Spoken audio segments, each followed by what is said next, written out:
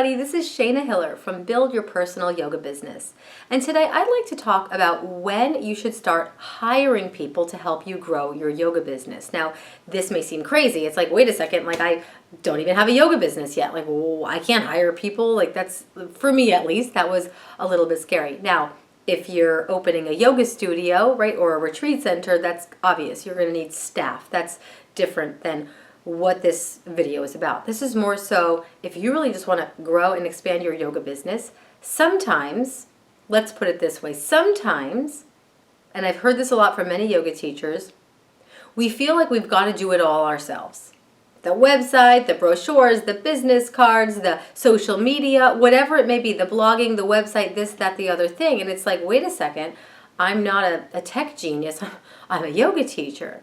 And I know for myself that as I was in the process of realizing that I really wanted to pursue yoga full time, I know that in order for a business to be successful and to reach more people, there have to be certain structures and functions in place in order to expand, such as an email mailing list, a website, and really putting yourself out there in a specific way, depending on what you want to do and how you want to grow it. That is the way. Now, in order to create more exposure and get yourself out there, of course, there's technical tools that you may eventually want some support with. Now, first things first is hiring someone, right? Paying them to do something for you is something that is relatively inevitable because you, first and foremost, shouldn't do it all on your own. I don't know of any successful business that's just one person.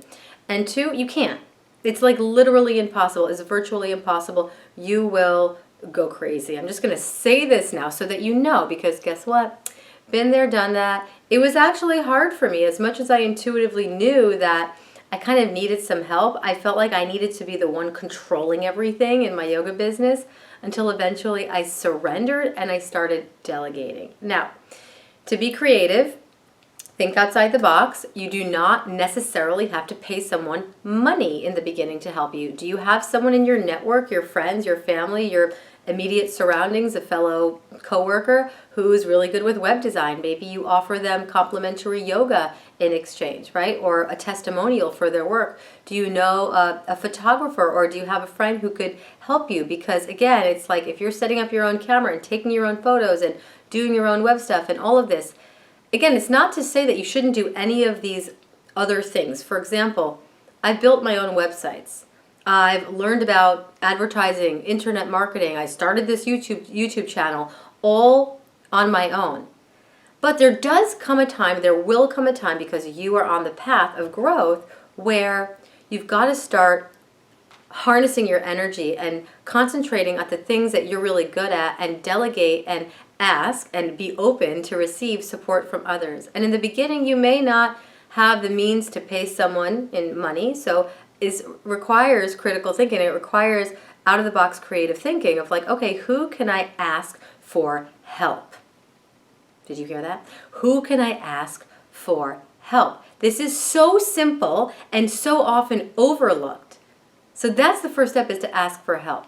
Now, when you start growing, there will come a time where it's like, oh my gosh, maybe I can pay someone to help me organize my emails, or help me create really cool graphics for Instagram, or help me with postcards or flyer design for my upcoming retreat. Because as you grow, there's going to be a lot of awesome things happening, and you will deeply appreciate the value of someone who doesn't actually even have to cost a lot of money.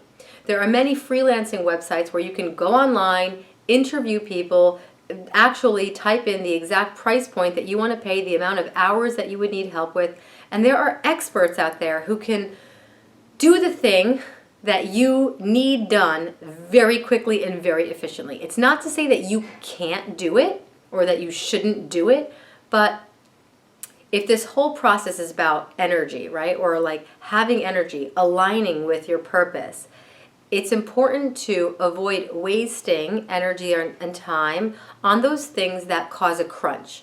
It's not to say there's not a learning curve. I've learned a lot. I've learned through building my own websites and doing a lot of my own stuff that there's certain things that I'm really good at and I'm still doing on my own, and certain things that I'm really okay with someone helping me. So I had to let go of that need to control. I had to let go of the belief system that somehow, I don't even know how it was planted in my mind, that I have to do it all alone, and I'm alone, and it's hard, and it's just me and this massive dream and desire.